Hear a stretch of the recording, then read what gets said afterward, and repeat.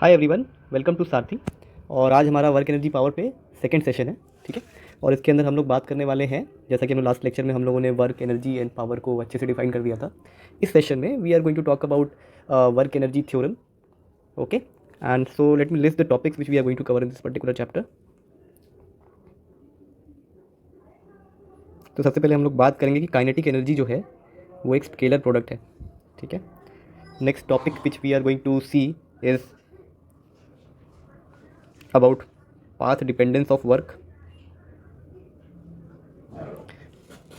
फिर उसके बाद हम लोग बात करेंगे वर्क एनर्जी थ्योरम की, ओके। उसके बाद से हम लोग बात करेंगे, कुछ एग्जाम्पल्स देखने की कोशिश करेंगे। फिर हम लोग बात करेंगे पाथ इंडिपेंडेंस की। देन विल टॉक अबाउट, इसमें एग्जांपल में हम लोग बात करेंगे ग्रेविटी, ठीक है। फिर हम लोग बात करेंगे पाथ डिपेंडेंस की, और इसमें एग्जांपल लेंगे हम फ्रिक्शन का। And then in the last we are going to talk about conservative and non conservative forces, ठीक है। तो मतलब फॉर्मली उस चीज़ को डिफाइन करेंगे कि कंजर्वेटिव फोर्स क्या होता है और नॉन कंजर्वेटिव फोर्स क्या होता है। So let us start our session. सबसे पहले हम लोग बात करते हैं our first topic which is kinetic energy as a scalar product. एक चीज़ हमें ये समझ में आना चाहिए, जैसे हम काइनेटिक एनर्जी को डिफाइन करते हैं बच्चों, so we say it to be like this. So आप लोगों को समझ में आ रहा होगा कि I can write it like V dot V जो होगा, अगर मैं वी डॉट वी निकालूँ तो आपको समझ में आ रहा होगा कि मैग्नीट्यूड होता है इसका square into cos zero, which is nothing but magnitude, यानी कि वी का स्क्वायर, ठीक है। इसी को अगर हम कार्टेशियन फॉर्म में इसको हम ब्रेक करके लिखें, so you can understand. For example if I define V as, अगर मैं वी को ऐसे डिफाइन कर देता हूँ, so you can understand that I can write kinetic energy as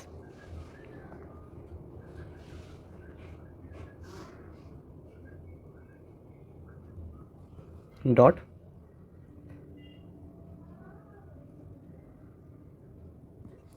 और ये फर्दर चीज़ बन जाएगी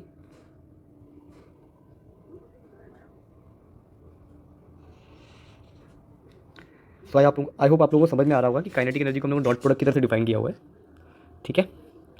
फिर नेक्स्ट टॉपिक आता है हमारा कि पाथ डिपेंडेंस ऑफ वर्क।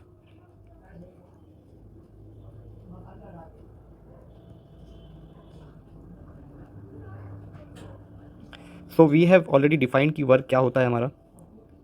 हम लोगों ने बात किया था कि एक इनिशियल पोजीशन कुछ R1 से R2 F dot D R is your work, ठीक है। तो लेट अस सपोज कि ये मेरा पाथ है, okay, and I am going to assume my origin here, ठीक है।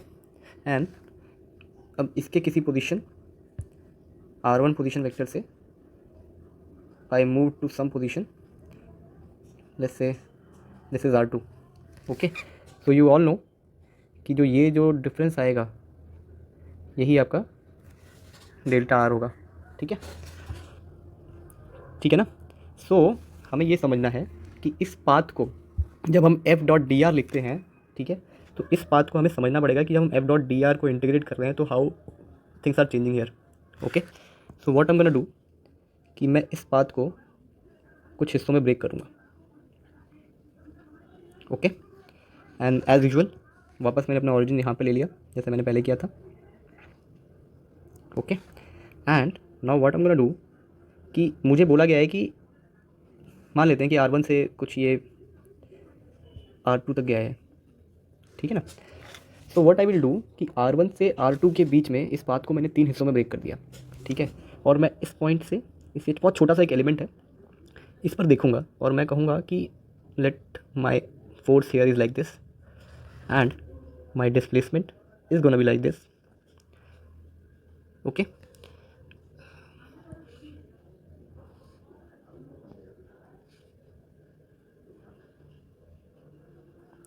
और इन दोनों के बीच में एक एंगल होगा, वो होगा थीटा। तो मैं क्या करूँगा कि जब मुझे ये छोटा सा एक वर्क एलिमेंट निकालना होगा, okay, let us call it like this, तो मैं क्या करूँगा कि इस F और इस dr का डॉट प्रोडक्ट ले लूँगा, okay. And then what I do, in fact आप since we are going to actually इसका समेशन करना है, तो मैं इसको ऐसे लिख देता हूँ, एक छोटा सा एलिमेंट, ओके। फिर मैं क्या करूँगा, let this one be delta R1, okay. और ऐसे ऐसे करके मेरे छोटे छोटे ये एलिमेंट्स बनेंगे। जब मैं यहाँ पहुँचूँगा तो लेट्स सपोज कि मेरा फोर्स का डायरेक्शन कुछ ऐसा है, एंड यहाँ से यहाँ तक ये मेरा कुछ डेल्टा R2 है। एंड सिमिलरली मैं इसको डिफरेंट एलिमेंट्स पे, जो छोटे छोटे एलिमेंट्स हैं, इसके ऊपर मैं यहाँ पे ये dW1 निकालूंगा, ऐसे ही dW2 निकालूंगा, ठीक है। फोर्स की वैल्यू भी चेंज हो रही हो इस पूरे प्रोसेस में। सो आई होप यू अंडरस्टैंड कि अगर ये पूरे एलिमेंट को, इन सारे एलिमेंट्स को मैं ऐड कर दूं तो मुझे मेरा टोटल वर्क डन मिल जाएगा। सो this is nothing but F into delta R, F dot delta R, इसका समेशन करना है फॉर n इक्वल टू 1 से लेकर के कुछ जितने भी एलिमेंट्स होंगे उसके लिए, ठीक है। सो आई होप सबको समझ में आ रहा होगा कि ये जो वर्क डन है ये आपके इस पाथ पे डिपेंड करेगा कि भाई छोटे छोटे जितने भी एलिमेंट्स हैं उस पर ये फोर्स और जो आपका डिस्प्लेसमेंट वेक्टर है उनके बीच में जो एंगल है और इन उसके ऊपर डिपेंड करेगा, ठीक है। So that is why we conclude that work is a path function. ये आपके पाथ पे डिपेंड करेगा। और अभी आप लोग अगर लिमिट नहीं पढ़ा है तो आपको आइडिया नहीं होगा शायद कि इसी वर्क डन को, जो कि हमने अगर n टेंड्स टू इन्फिनिटी हो जाए, मतलब हमने जो ये एलिमेंट्स हैं, ठीक है, उसको बहुत ज़्यादा बढ़ा दिया, ठीक है, तो क्या होगा कि ये जो मेरा समेशन है, this will turn out to be an integral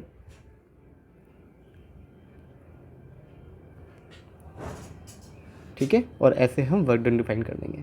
तो हमें इन नटशेल ये समझना है कि जो वर्क डन है वो एक पाथ फंक्शन है, ठीक है। Next we are going to talk about work energy theorem.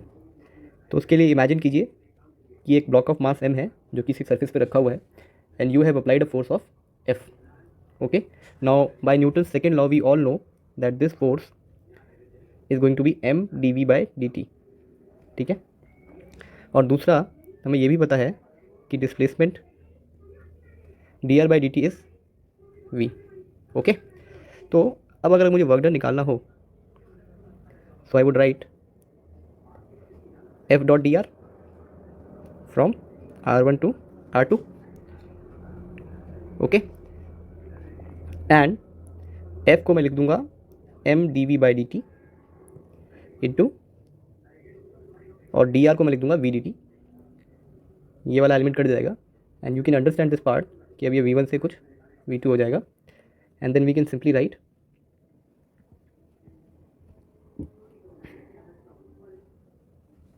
Okay.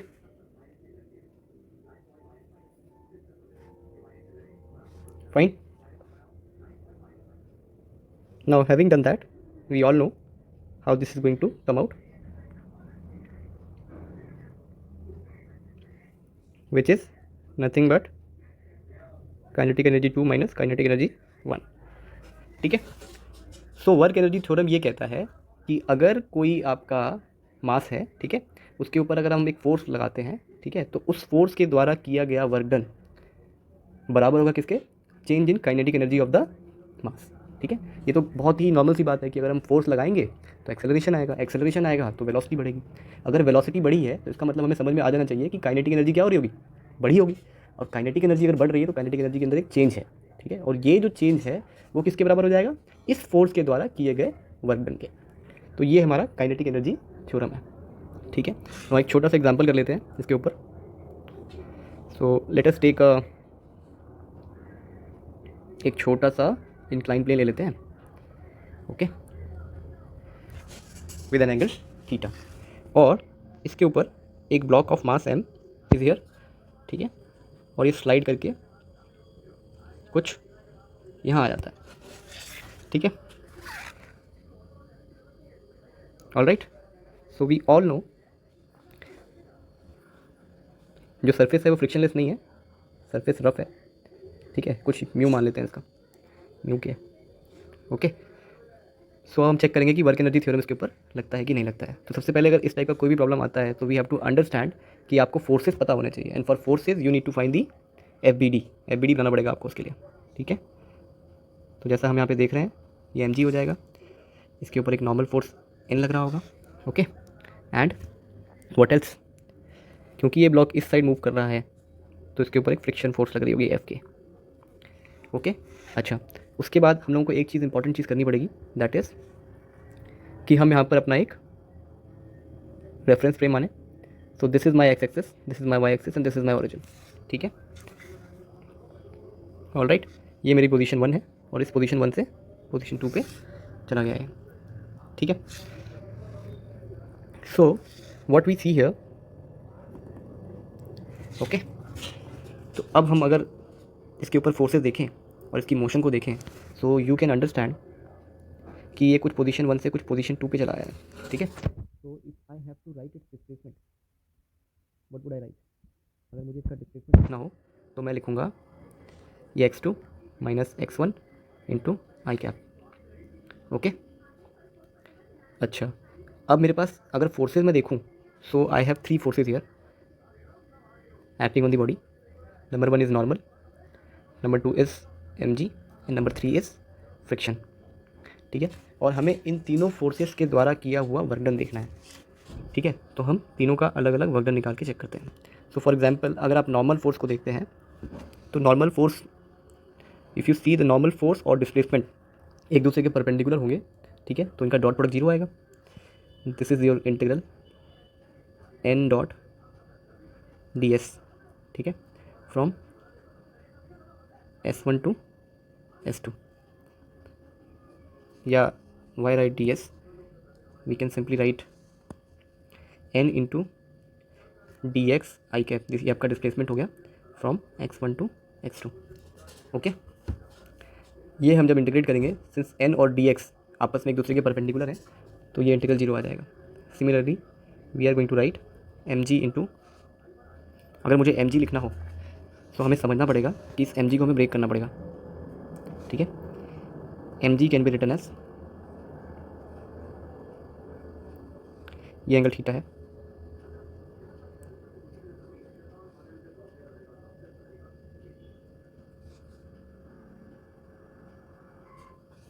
ठीक है। तो एम जी को मैं लिख सकता हूँ M G sine theta I cap minus M G cos theta J cap, all right. So the idea is that I take the dot product of M G and, okay. So you will realise कि अगर मैं इसका D X I cap के साथ dot product लूँ तो ये जे वाला कॉम्पोनेंट जो है उसकी कोई वैल्यू नहीं रहेगी, वो कैंसिल हो जाएगा, and we will get something like this M G sine theta D X, okay, from x1 to x2, all right. और इसको हम जब फर्दर आगे हम सॉल्व कर लेंगे, लेकिन बस इतने पे छोड़ देते हैं। And third component which is, अगर मैं एफ के निकालूँ, सिंस ये मूव कर रहा है, तो you all know that F K is going to be mu K into N, and mu K is nothing but M G cos theta. So similarly मैं इस चीज़ के लिए भी करूँगा, and we have to understand that this F K mu K M G cos theta ये हमारा minus आई cap direction में है, और इसका हम डॉट प्रोडक्ट लेंगे किसके साथ, डी एक्स आई कैप, ठीक है। तो ये हमारे 3 इंटीग्रल हैं, and if we solve it you will understand कि work done by M G क्या हो जाएगा हमारा, अगर हम निकालें तो you will get M G sine theta, ये सब कॉन्स्टेंट है, x2 minus x1। Similarly work done by friction क्या हो जाएगा हमारा, so work done by friction will be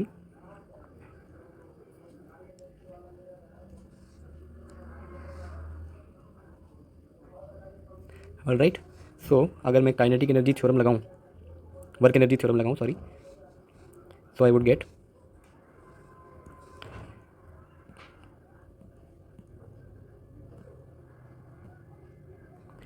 you have to see work done by friction plus work done by mg, और n वाला component तो zero हो गया already, so I would right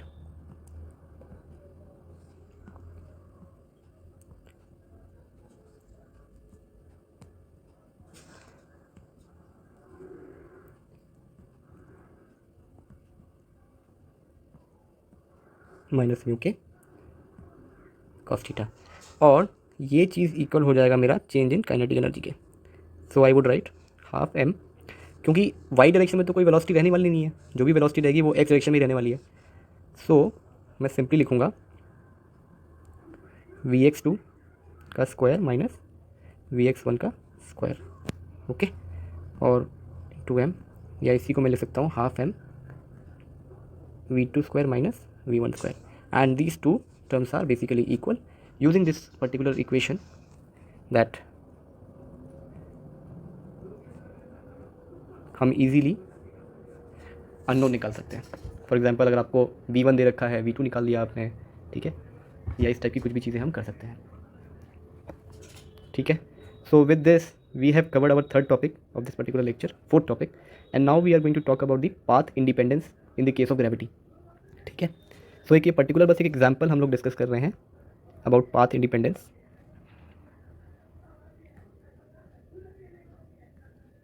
okay, so let us take a very small example.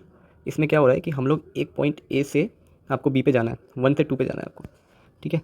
So you are going by 2 different ways, this basically horizontal और vertical path हैं। So this is your path 1, तो आप इसमें कुछ 3 के root के through आप जा रहे हो, okay. Now this is your second path, all right, and let us suppose कि हम एक जनरलाइज पाथ भी ले लेते हैं यहाँ से यहाँ जाने में, and we are going to talk about this particular 3 paths, all right. So let us name this path as A, this path as B, and this path as C, और हम एक एक के बारे में बात करते हैं। तो सबसे पहले देख लेते हैं कि अगर, आई होप समझ में आ रहा होगा कि ये यहाँ पे एक मास m है, ठीक है ना, इसको हमने यहाँ से यहाँ ले जा रहे हैं, ओके, और इसके ऊपर कुछ भी नहीं लग रहा है सिवाय mg के, ठीक है, और कुछ लग भी रहा होगा तो हमें फ़र्क नहीं पड़ता, because we are only concern about the work done by your gravity force, ठीक है। तो अभी हम सिर्फ ग्रेविटी फोर्स का mg निकाल रहे हैं, ग्रेविटी फोर्स का वर्क डन निकाल रहे हैं। तो लेट अस सी, तो पहला केस लेते हैं path A, okay, and we are going to calculate the work done by mg। So if you calculate the work done by mg, you will find that mg f dot dr होता है, तो mg j cap आ जाएगा, ठीक है ना,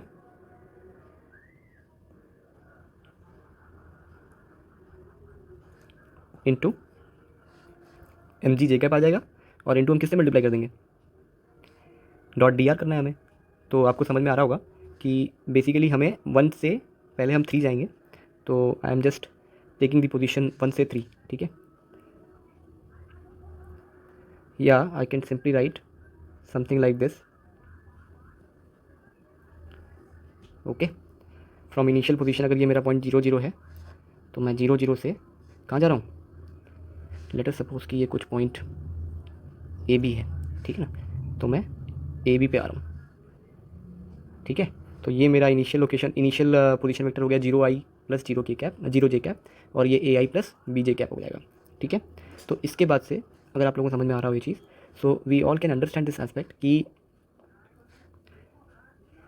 इस पूरे process को हमने 2 पार्ट में ब्रेक कर दिया है।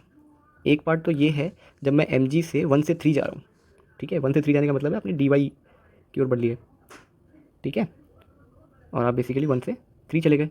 और दूसरा पाथ है जब आप 3 से 2 जा रहे हो, ठीक है, mg into J cap, all right, into D X I cap. So you all can understand that this integral is going to be 0, और यहाँ से मुझे सिंपली मिल जाएगा mg into y3 minus y1, okay. Similarly if I go by path b, ठीक है ना, तो 1 से 4 गया और 4 से 2 गया मैं, तो मैं बोलूँगा work done by mg is equal to minus mg into, सबसे पहले मैं dx करूँगा, माइनस एम जी इंटू जे कैप और डी एक्स का आई कैप, ये चलेगा, ठीक है ना।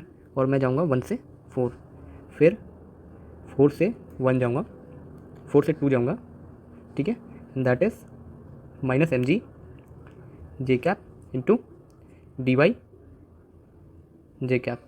अब उसी तरह से मेरा ये वाला इंटीग्रल जीरो हो जाएगा and you will find that this is nothing but M ji into y2 minus y4, right? So you can see that y3 minus y1 और y2 minus y4 ये दोनों बराबर ही हैं, ठीक है ना, हॉरिजॉन्टल वर्टिकल लाइन से रखी है मैंने, ठीक है ना। तो इससे हमें समझ में आता है कि work done by M G in path A is equal to work done by M G in path B, ठीक है।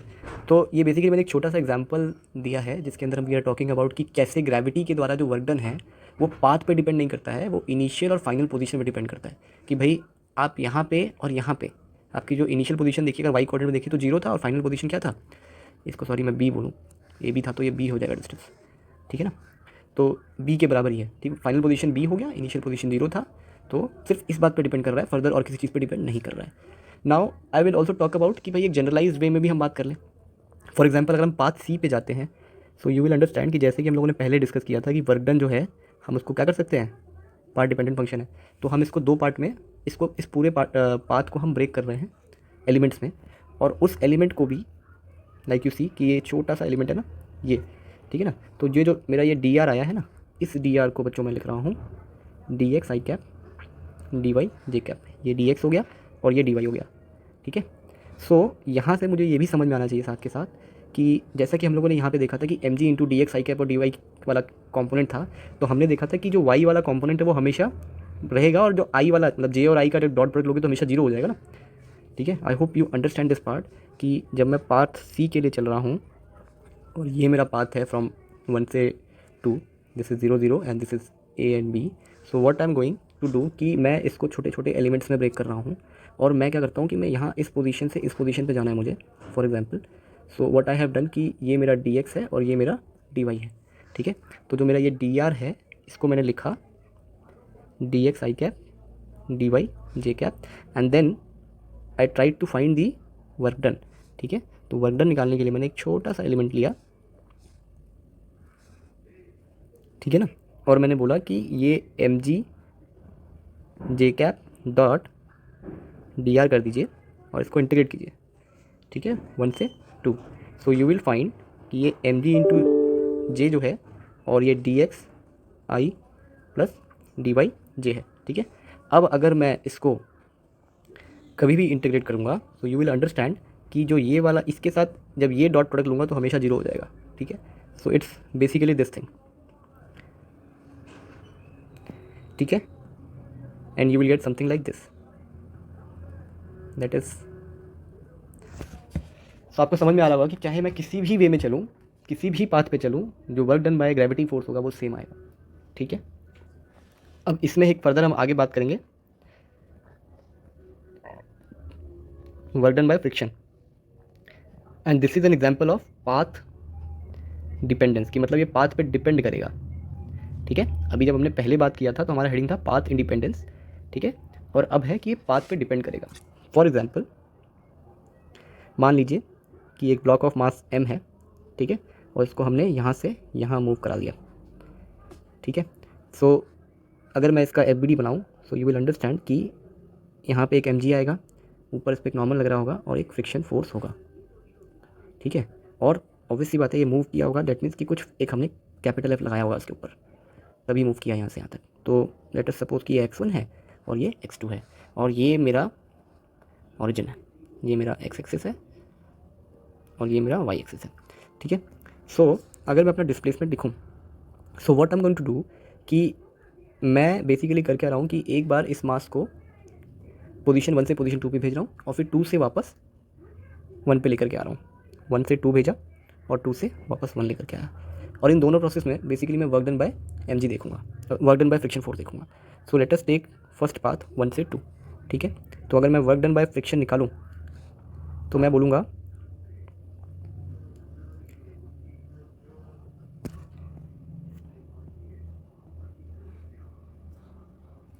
and you will get something like minus mu mg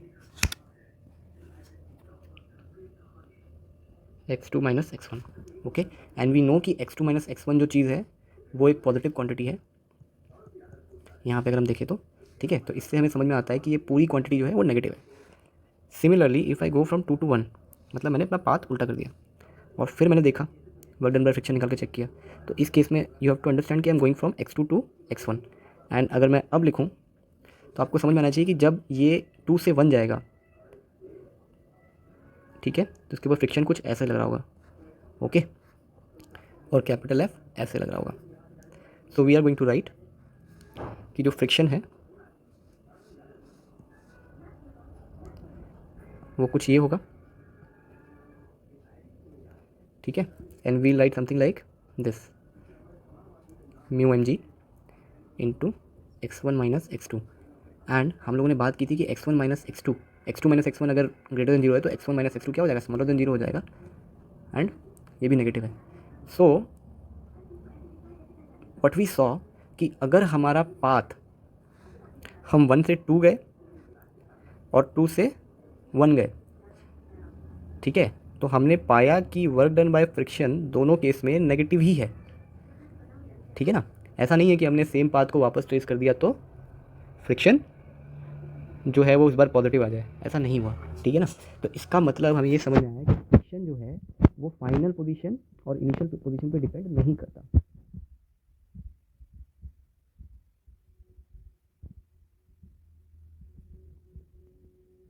ठीक है, इसीलिए ये क्या है, पाथ डिपेंडेंट है, ठीक है। नाउ अब मैं बेसिकली आप लोगों को फॉर्मली डिफाइन करूंगा what is a conservative force and what is a non conservative force, ठीक है।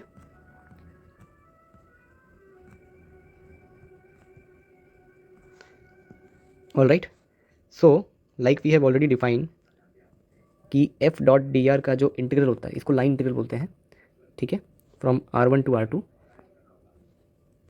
ये जो चीज़ होती है ये आपका वर्क डन है, ठीक है ना। तो अगर जो आपका इसके अंदर ये फोर्स है ना, अगर वो ग्रेविटी के जैसा है कि वो जो फाइनल वर्क डन आए वो इस बात पे डिपेंड करेगा कि आपकी इनिशियल पोजीशन और फाइनल पोजीशन क्या है, ठीक है।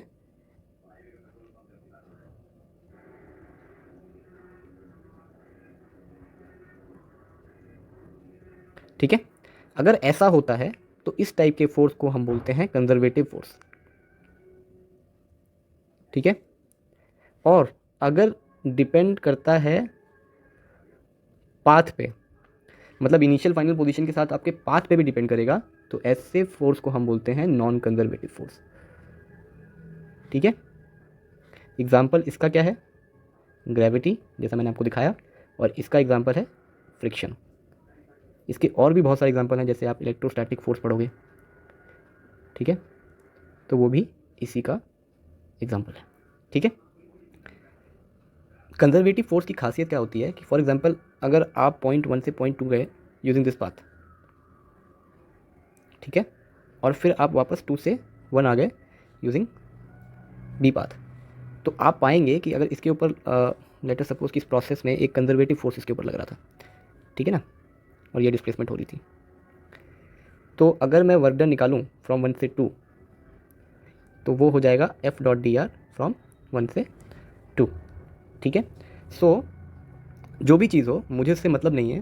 कंजर्वेटिव फोर्स की खासियत ये होती है कि फाइनली जो आपका आंसर आएगा वो सिर्फ डिपेंड करेगा किसके ऊपर, will be a function of R2 minus R1, okay. और सिमिलरली अगर 2 से 1 जाएंगे तो भी जब हम एफ डॉट डी आर करेंगे तो that will also be a function of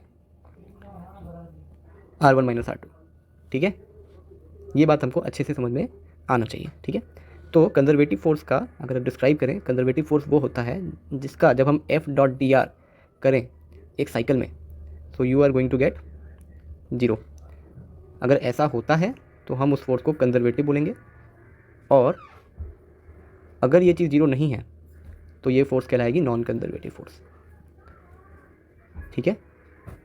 जैसे हम लोगों ने यहाँ पे ये एम वाला एग्जाम्पल देखा था, ठीक है ना। तो हम लोगों ने क्या किया था कि एम, अगर मैं इस प्रोसेस में एक बार मैं ऊपर जाकर एक दूसरी बार नीचे आ जाऊँ, मतलब सेम पाथ को वापस ट्रेस कर लूँ। लेट्स सपोज कि मैं पाथ नंबर ए से 2 पे जाता हूँ, 1 से 2 पहुँचा, और पाथ नंबर बी से मैं 2 से वापस 1 पहुँच गया, तो आप देखेंगे कि भाई इन दोनों को जब आप सम करेंगे तो यू विल गेट अ 0, ठीक है। लेकिन you won't find the same thing in case of friction. जैसा कि हम लोगों ने फ्रिक्शन में डिस्कस किया कि 1 से 2 गए और फिर 2 से 1 गए, तो इट वॉज नॉट लाइक कि आप इन दोनों का सम करें तो ये 0 हो जाएगा, ठीक है। So this was pretty much about conservative forces and non conservative forces. We have to summarise, we have talked about in this lecture. सबसे पहले हम लोगों ने बात किया कि भाई स्केलर प्रोडक्ट, जो काइनेटिक एनर्जी है वो एक स्केलर प्रोडक्ट है, और इसमें एक छोटी सी बात ये समझनी है कि काइनेटिक एनर्जी वेलोसिटी पर डिपेंड करता है, और velocity on the other hand depends on आपके फ्रेम ऑफ रेफरेंस पर डिपेंड करता है। डिफरेंट फ्रेम के अंदर वेलोसिटी डिफरेंट हो जाएगी, और वेलोसिटी डिफरेंट होने के साथ ही काइनेटिक एनर्जी भी डिफरेंट हो जाएगी, ठीक है। फिर आता है कि हमने वर्क की पाथ डिपेंडेंस के बारे में बात किया कि पाथ डिपेंडेंस एक्चुअली में होता क्या है। फिर हम लोगों ने वर्क एनर्जी थ्योरम एक्चुअली में ड्राइव किया, एक एग्जांपल भी देखा। फिर हम लोगों ने ग्रेविटी का पाथ इंडिपेंडेंस देखा, और दूसरा फ्रिक्शन का देखा कि वो पाथ डिपेंडेंट किस तरह से है। And then we have formally defined conservative and non conservative forces. So thank you so much. That's all for today. In the next lecture, we are going to talk about potential energy. उसके बारे में अच्छे से समझेंगे कि potential energy क्या होती है. Thank you so much.